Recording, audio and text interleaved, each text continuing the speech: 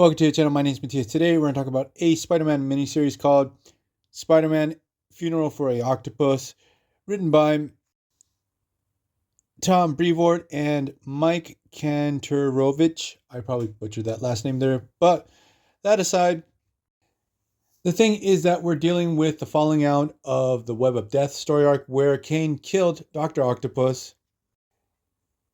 And now we have this story where we have Dr. Octopus's associate and cousin, Alias Hargrove. He seems to be a good guy, but Otto Octavius has seemingly been coercing him his whole life. Now, personally, I'm not familiar with this character. I'm not sure if he has appeared in previous stories. The thing is that after Dr. Octopus's funeral, Alias returns to his home and he receives this videotape in the mail, and it seems to be Dr. Octopus's last wishes. And the thing is that he puts Alias on this one last mission for him.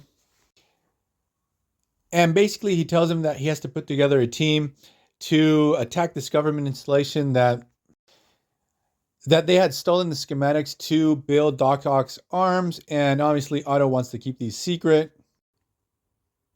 The scientist in charge of this project is another Spider-Man villain. His name is Reinhold or something like that. And the thing is that in the way this story is written, you feel really bad for Elias because he really does not want to deal with these type of things. Also, Doc Ock has left the means to be able to contact the people that he's going to use for this team, which are basically what's left of the Sinister Six. You know, I thought they were 5 of the 6 members, but nope, they're 4 of the members of the Sinister Six. So the team would be Mysterio, Electro, Hobgoblin, and the Vulture. Now, while this is going down, we have the OG Spider-Man, because remember, this story takes place during the Clone Saga. So we have Peter Parker dealing with the fact that one of his greatest arch nemesis has died. That Doc Ock saved his life in the previous story arc, and they sort of made peace with each other. Spidey didn't understand the change of heart that Doc Ock had during that story, but the thing is that it was really sad when Kane just killed him off. He also found out during that story that he was going to be a father. But the thing is that from that story, from the Web of Death to this one, Spidey's very different. I think that previous story was written by J.M. DeMatteis. I might be wrong. Now we have Brevoort on this one. So the tone and how Spidey thinks about this whole situation of Doc Ock's funeral feels very different. It feels very disconnected from what we had in the previous story arc. But that aside, what happens is Elias calls on what's left of the Sinister Six to the secret hideout. And when the Vulture is going to this place, Scarlet Spider-Man, just out of chance, sees him and he engages him. They have a brief little battle. But what happens is Vulture is able to outsmart Scarlet Spider-Man. He defeats him and is able to escape, but Ben is able to tag him with one of those trusty spider tracers.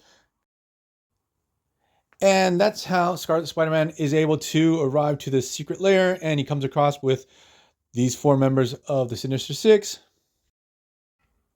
And in a very boneheaded fashion, he confronts them directly, and Ben gets his ass handed to him in 2 seconds flat. So then the story jumps to, I'm going to call them the Fearsome 4 attacking this government installation. And what happens is when they get in, they're confronted by Spider-Man. There's no explanation how Spider-Man got there in the first place. He drops a line that he was investigating on trying to find who had killed Dr. Octopus.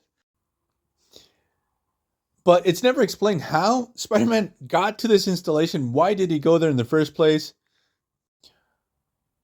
Also, you can see in a couple panels, Kane like stalking Spider-Man, but he doesn't do anything in the story. So what happens is the Fearsome 4 try to get their hands on this prototype of Doc Ock's arms, but Spider-Man beats him to the punch. He even puts them on to see if it gives them an upper edge in this battle. And hilariously, he calls himself the amazing Octo-Spider-Man. So what happens is he enters into battle again with his foes, and the arms start going crazy. Spidey's having a real hard time controlling them. The arms are pretty much brutalizing the fearsome four. They decide to make a run for it, while Spider-Man not only can't control the arms, he can't remove them. So now we have Electro and Mysterio on the run when out of nowhere they're attacked by Kane. I actually had forgotten he played a bigger role in this story than I remembered, but we're going to leave this video here.